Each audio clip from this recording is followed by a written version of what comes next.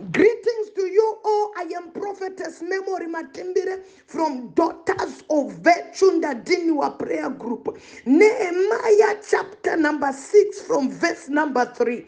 When word came to Sanballat, Tobiah, Geshem the Arab, and the rest of our enemies, that I had rebuilt the wall, and not a gap was left in it, though up to that time I had not set the doors in the gates. Sanballat and Geshem sent me this message: come, let us meet together in one of the villages on the plain of Ono. But they were scheming to harm me. So I sent to them with this reply: I am carrying a great project and I cannot go down. Why should the work stop while I leave it and go down to you? 4 times they sent me the same message, and each time I gave them the same answer: Usandiburutsa Hausiwe, wakandikwidza. I will not go down. Ndiwe musoro weshoko watina usondorino. Usandiburutsa pa marriage usina kundipa. Usandiburutsa pa business ra usina kundipa. Ndatu usandiburutsa pa vision sina kubva kwauri.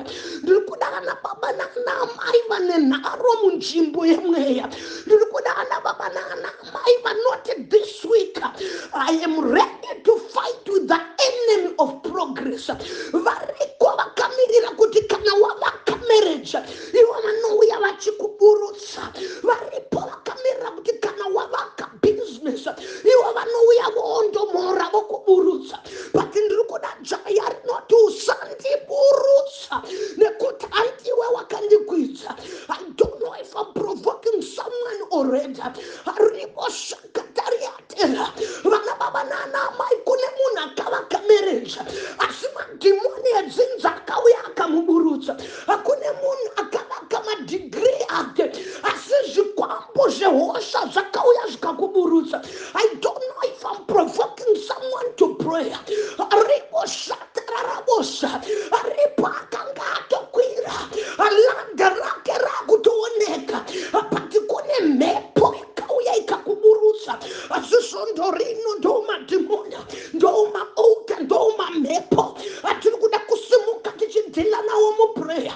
Hapana imwe message yandinokuigira mwana wamai yandinouya nayo ndeyeprayer. Pandaverenga pabhaibheri rinota Sanballat naTobiah pavakanzwa kuti Nehemiah avaka zvekare masvingo. I don't know if I'm talking to someone. Paunotsvaka guwa rinofamba, marriage painonakidza guwa rinofamba, paunopasa kugraduate guwa rinofamba. I don't know if I'm talking to someone. Bhaibheri rangu rinota vavengi vachinzwa riboshatariatera andeketeriatera kuti Nehemiah apedza kuvaka. Bhaibheri rinota vanoronga zanwa rekuti handei tinomuburutsa. Handiziva kuti prophetess maita mandiigira timu iya ndakune vanga vandigarira mitinga yekundiburutsa pakampani yandakatanga. Kune muhechina yange yandigarira mitinga yekundiburutsa imba yandakavaka. Mwana wamai ukaita zvekutamba wapedza kuivaka unoburutswa iwe. Ukapinda small house akatanga kugara pasofa achidya bacon. Therefore is a liar. I don't know if I'm talking to someone. Aripanoti vanga vandigarira dai kundiburutsa pachinhu chandanga ndavaka. Patisondorino I'm arising. I will not go down. Aripera anoti namwari anderera boshika mauta mwari wa Israel. I refuse to go down. I refuse to go down. Aribosatariatera aribakataria mautera arabashika mauteteriatera. Sinonzwa notumanume kuna Nehemiah anyambisirwa vakanga vamurangana vakataka buruka tomvata pedza naye maskatano pane wandainga rampa kuburutswa pa marriage yako, rampa kuburutswa pa business rako, rampa kuburutswa ku prayer,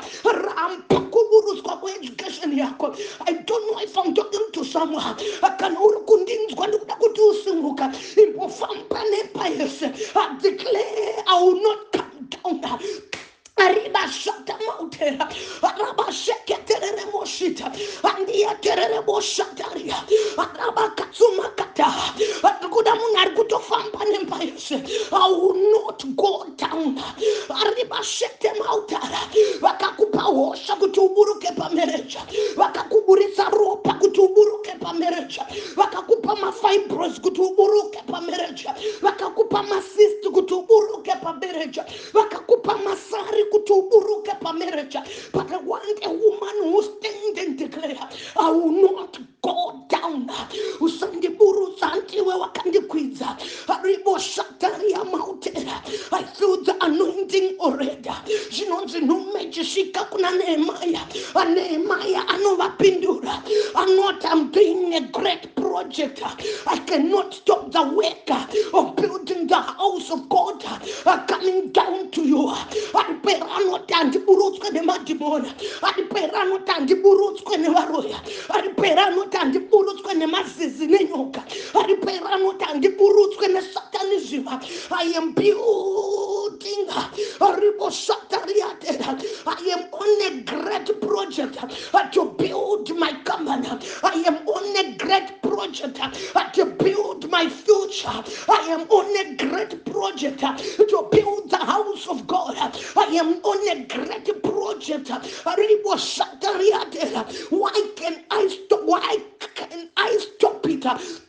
Why should the work stop? Why should I stop and come down to you?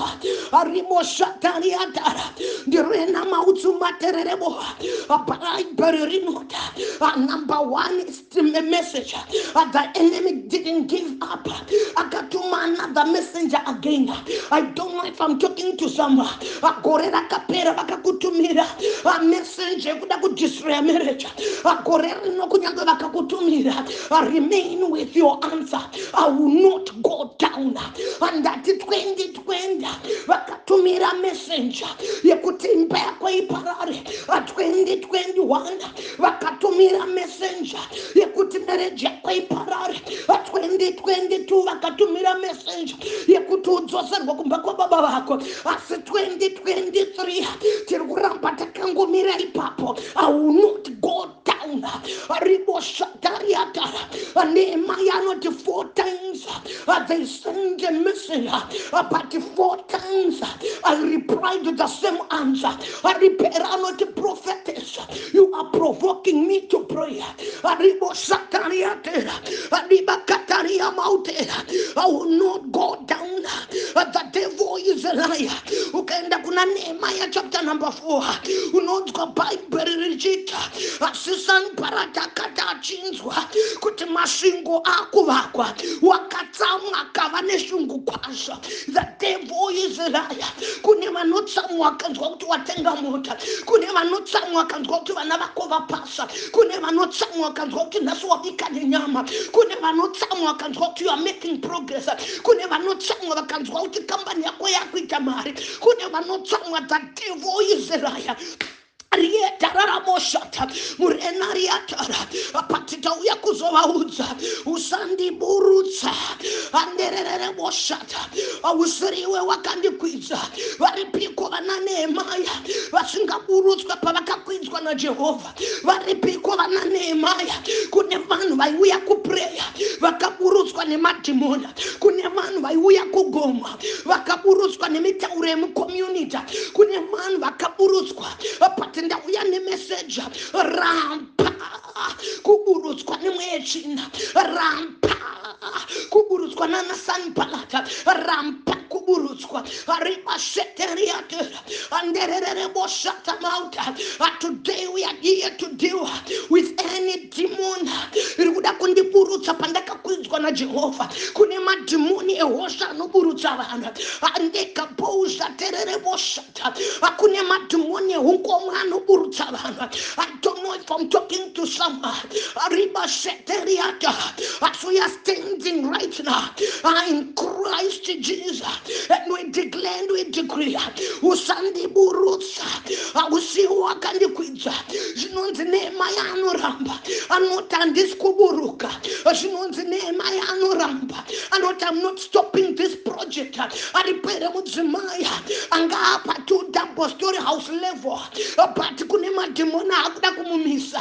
I want you to declare, I will not stop this project. Kunyangwe maure muruma, I will not stop this project. Kunyangwe mandipa sugar diabetes, I will not stop this project. Kunyangwe makundipa BP, I will not stop this project. The devil is a liar. Murena mautsu mandererebo haya.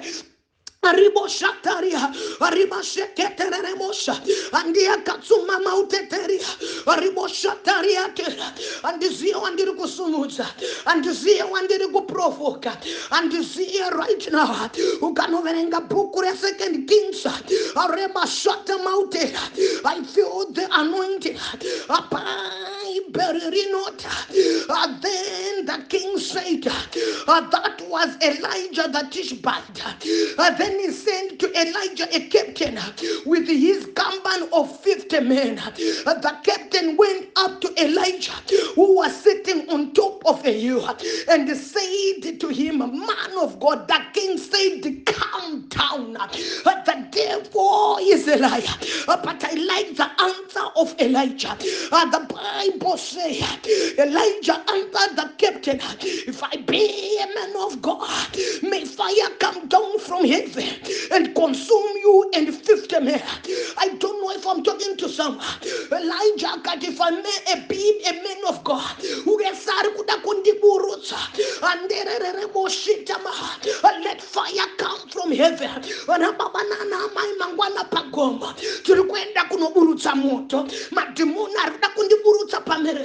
If I be a man and a woman of God, let fire come down. Amen. If I be a child of God, if I be a child of God,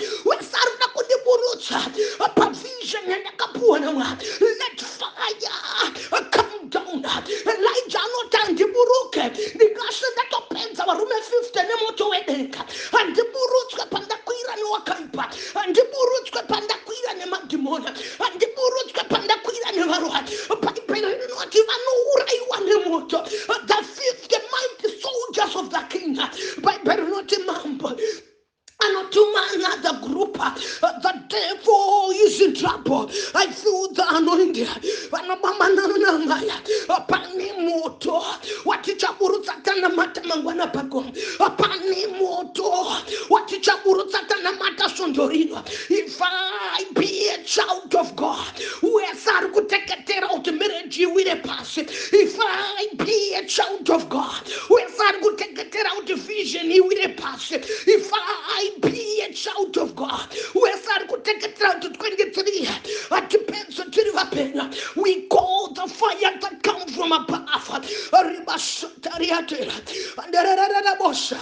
The consuming fire. The Bible says, then the fire fell from heaven and consumed the captain and his men. Apanano saramangwana, amazizi nevaridzwawa, anyoka nevaridzwadzo. Panano saramangwana, all the captains of the witchcrafts, and Panano saramangwana, the wizards and witches. I declare and I decree, if I be a woman of God, if I be a woman of God, that where Sarkudakuburutsa and the and the Bible says, and this the king sent to Elijah another captain with his 50 men. The captain said to Elijah, a man of God, this is what the king said, come down at once. The devil is a liar. And Elijah repeated the same statement. If I be the man of God, may fire come down from heaven and consume you. I don't know if I'm talking to someone. I will not go down. Devil, you liar. My business will not go down. Devil, you liar. My marriage will not go down. Devil, you liar. I feel the anointing. Arribo shata mauta. Arriba katere rebosha. Murete teriata. Rampaku kuburutswa, rampa kuburutswa, rampa kuburutswa, rampa kuburutswa. Yeiwo diwo via amangwana tiri kunamata, rampa kuburutswa.